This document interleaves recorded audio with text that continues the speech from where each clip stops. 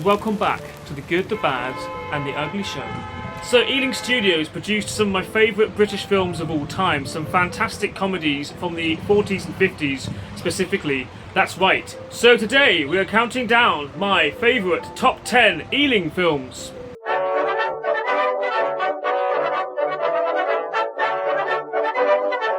I see. This is where we came in. Oh, I wouldn't worry.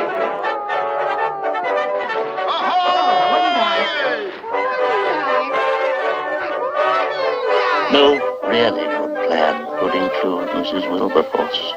I mean, quite a few people would be willing to chance an arm for $500,000. Where Will Barker bought the White Lodge on Ealing Green back in 1902 for making films to open his own film studio. So he continued to make films, or films continued to be made there for a good 30 years, until the Ealing Studios were finally built and set up in 1931 by Basil Dean, Stephen Courtauld and Reginald Baker. And they continued to make films right up until 1938, when Michael Balkan from MGM took over the studios from 1938 to 1944.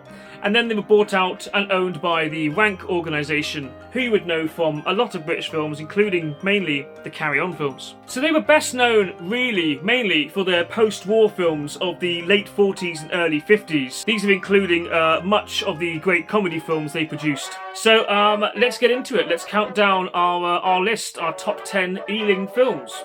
And who? So we'll begin at number 10. We are coming in with Hugh Cry from 1947. Do we go back in there? You heard what he said? We gotta make her talk. Couldn't we tickle her?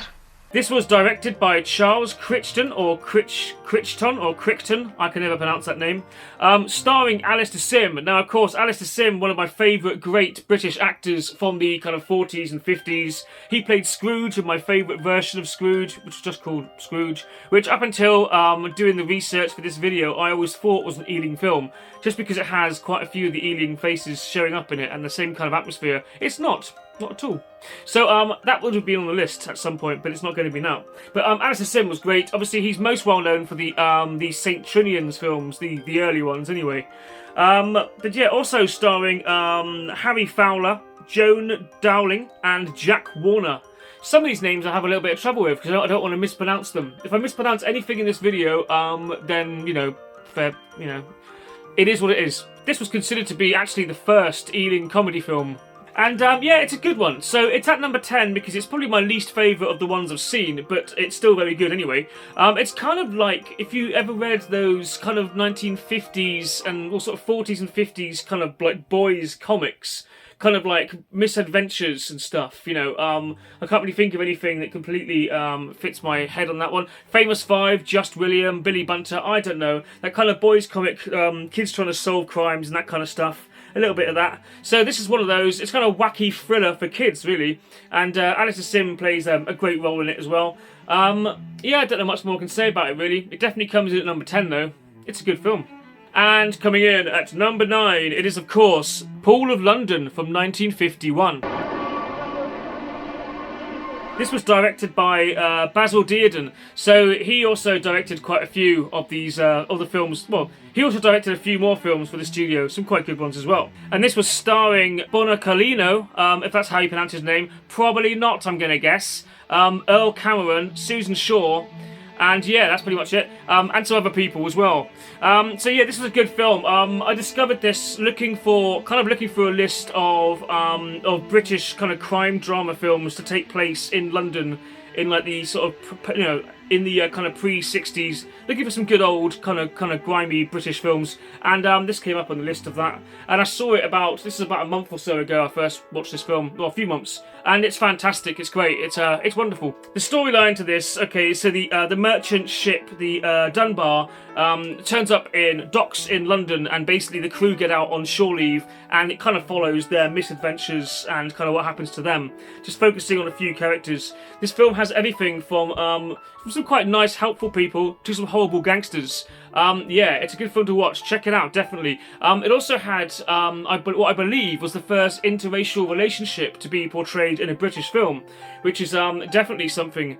And you kind of rooting for the hero to kind of not succeed, so he can stay with the girl. I won't go into any more than that, really. But yeah, it's a great film. Go and watch it. If you haven't seen it yet, definitely go and check that one out. So next, at number 8, it could only be Whiskey Galore. He's locked in his bedroom with his Bible and some bread and cheese. I never heard anything so preposterous. So this was directed by Alexander McKendrick and starring Basil Radford, Joan Greenwood, the almighty James Robertson Justice, now most probably well known for the Doctor films and just being in anything sort of great and quirky and British around that time. He was great. I love James Robertson Justice.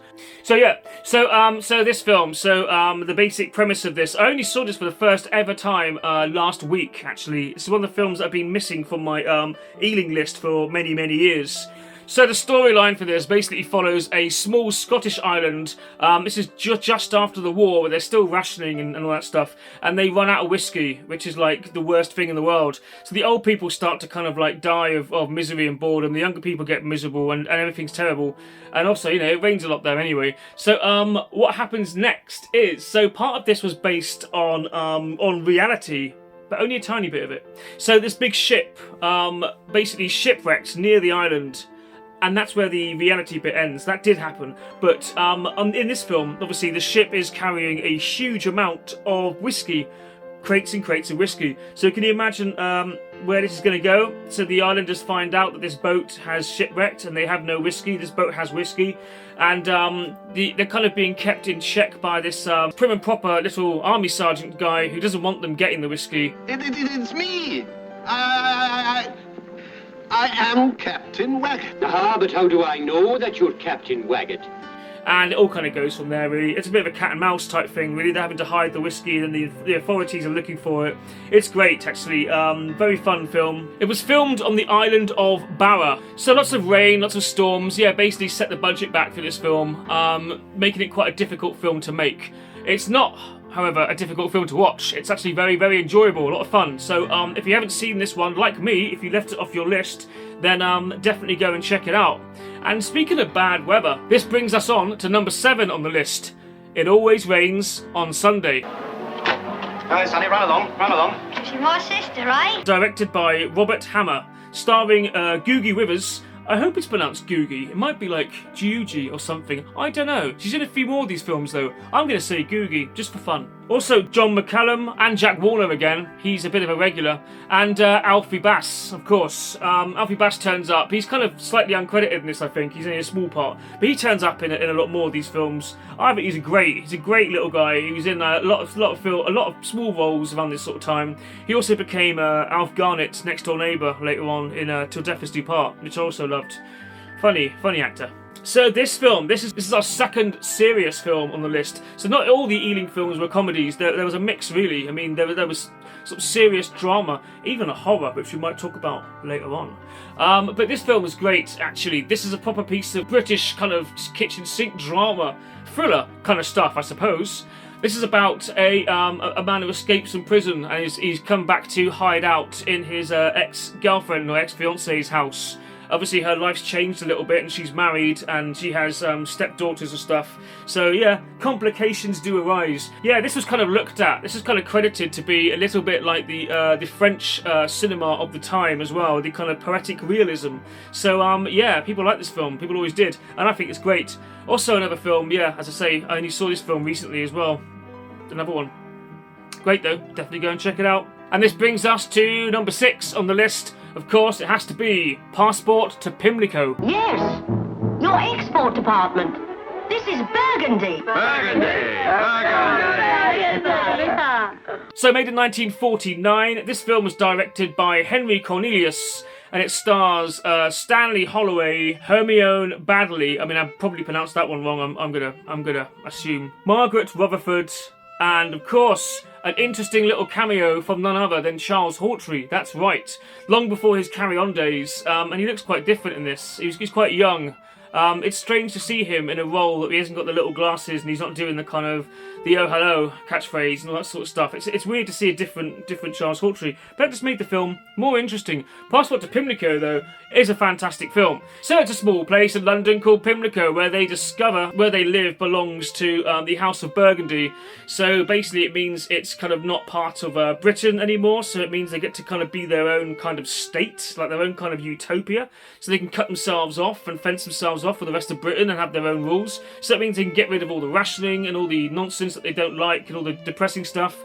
And then it means that suddenly a bunch of like traders will come in and it all becomes a bit lawless and a bit scary. And so they're kind of going back and forth in this film, trying to kind of make it a separate state, then trying to get back attached to England when things get a bit terrifying. It's great, actually. It's a really interesting kind of like analysis of human behaviour as well. Just fantastic. What would you do in this situation? And two faces who turn up in this film are Norton Wayne and Basil Radford. So Basil Radford's already been in a few of these films already, and he seemed to be like a regular for Ealing films, and so did this other guy as well. And those two kind of actually starred in films together. They're usually obsessed by cricket or golf or something. They are kind of sort of double team, really, and they show up in another film later on that we will obviously have to talk about. We'll discuss that performance later on. But yeah, Passport to Pimlico is a fantastic film, and I have to say, again, it's a film that I saw not that long ago for the first time. It wasn't really on my radar before, but these are all, if you love your British films and your old British comedies, I mean, I get a feeling, for me, I don't know, I get a feeling that a lot of people missed out the Ealing films, and also the Doctor films as well. They're another one to go and have a look at. Maybe we'll do a top 10 Doctor if there were that many made. I don't know. Maybe a best or worst. I don't know. But yeah, Ealing films, have to go and check these out. Passport to Pimlico is actually a very important film, I think, in British comedy or British film history. So definitely, it should probably be higher up. But because I like these other films better, it's not. So coming in at number 5 is, of course, has to be the Lavender Hill Mob. Run, Dutch, run! Stop those men! So this film from 1951, directed by Charles Crichton, or Crichton, however you pronounce it, again. And starring Alec Guinness and Stanley Holloway, also with another very early role for Sid James. And Alfie Bass is, of course, back again in a smaller role, again.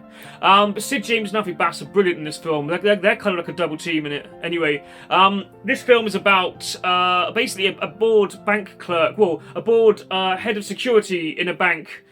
I don't know what he does. He basically makes gold into gold bars and then looks after their journey from A to B. He gets bored with his lifestyle. He befriends a man who makes kind of model Eiffel Towers and stuff, you know, to sell in France as souvenirs. Anything, you know, the two of them get together and they cook up this this amazing plan. It's a bit of a heist movie, really, I guess.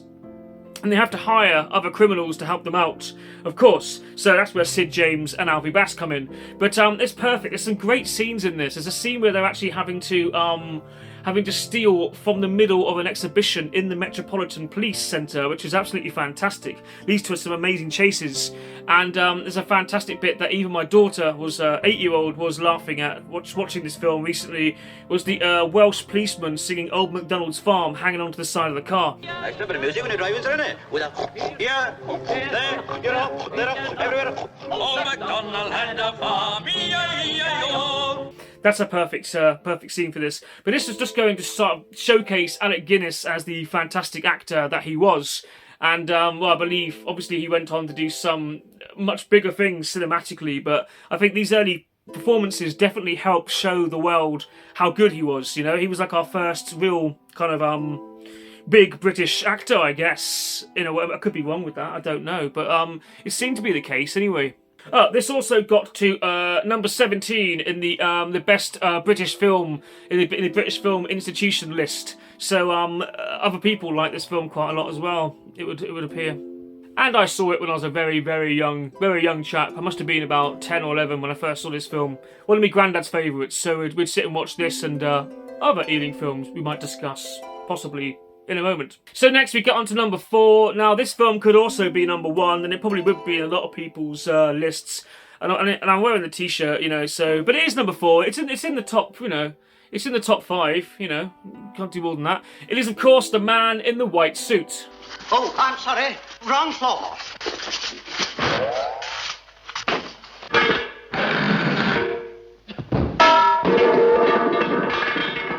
So, again, starring, directed by Alexander McKendrick again, obviously of Whiskey Galore and some of the other films I've mentioned here. And starring, of course, Alec Guinness and Joan Greenwood with Cecil Parker. So this is kind of your common man takes on the establishment type of film. A small professor who comes up with something amazing, but everyone's kind of trying to sort of thwart and stop him from producing it, of course. And it is, of course, a indestructible suit, which turns out that may not be the case. I don't know. If you haven't seen it, I don't want to give too many spoilers away. This might be one of the roles that really elevated Alec Guinness as well, I think. It's a great comedy. The music's really good in it as well. The music's like made out of kind of laboratory equipment. There's lots of bubbling and stuff going on. The film's very quirky, kind of almost quite silly, but in a very fun way. I rewatched this again about a year or so ago with my mum, and obviously she grew up watching these films, and she was still laughing at it, so it obviously holds the power that it always had. It's now so popular, it's now become a stage play, and it does pretty well, you know, so yeah, it's a beloved film, you know. I don't know what else to say about it, really. If you haven't seen it, obviously go and see it after watching this list, if you like some of the other films on the list. It's a very important Ealing film, you know, when you have your Ealing, obviously. The top 5 have to be important. I'm not going to put something crap at the top, am I? You never know. So, anyhow, let's move on. So we get to number 3, and number 3 is one of my favourite films, one of my top favourite films anyway, let alone just Ealing. It is, of course, Kind Hearts and Coronets. Have you gone mad? Be quiet, Ethelred. I want to talk to you for a minute. This film was made in 1949 and directed by Robert Hammer, starring Valerie Hobson, Dennis Price, Joan Greenwood, and of course, again, the man himself, Alec Guinness. And Alec Guinness plays 8 different characters in this film, because this film centres around someone who is basically, he feels like his mum was really portrayed, and he's impoverished, and he's angry, basically. And he discovers that he is in line to an inheritance from his mum's family, who he kind of hates because of the way they treated her.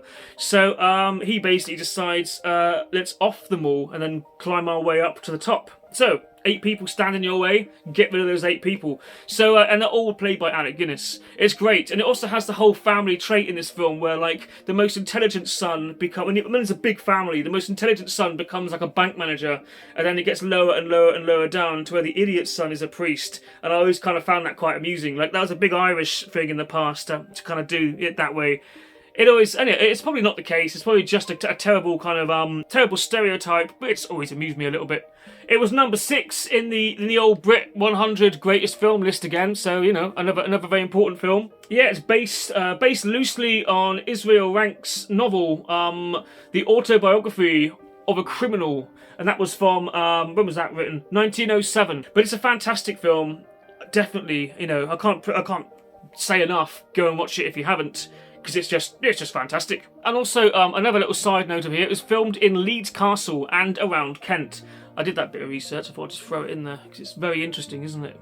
Ever been to Leeds Castle? Well, I haven't. Coming in at number 2, of course, another one of my favourite films of all time, not just favourite Ealing film, it is, of course, Dead of Night from 1945.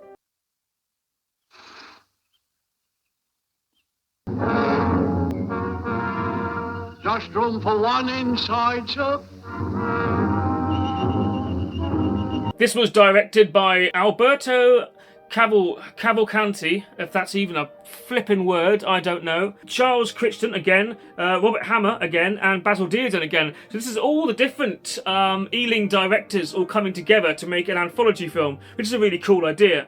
So there's a lot of interesting things about this film particularly. So one of them being that horror films were banned in England during the war because I guess the board of classifications, or the people who ran it, just felt that like there was enough misery by the war, you know, caused by the war. They weren't going to put any horror films out because they wanted to keep people's spirits up. So this was the first like British horror film of that entire era for many, many years. And 1945 was of course the year that the Second World War ended. So interesting that straight away we have this.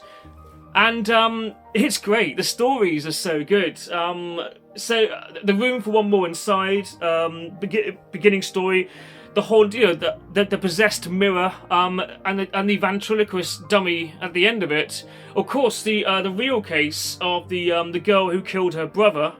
If I could just remember the name. I can't remember the name. I'll put it on the screen. But yeah, that's all based on a true story, which that scene is really eerie. It gives me goose pimples watching that one, actually. But yeah, and also you had the very strange scene in this, the comical golf story that's just slapped in the middle that bears no real relevance to the rest of the film, and kind of, I guess it's kind of light-heartedness to kind of bring you back down before you then elevated back into horror again for the finale. I suppose it kind of works. I mean, when you think about it, a lot of these anthology films usually do have like a sort of silly story stuck in there as well. So I guess this started that tradition off. It's quite a clever idea, really. Yet those two guys show up again. Norton Wayne and Basil Radford, the two golfers. I never liked that bit as a kid, but I kind of get it now. I see why they offset it with that.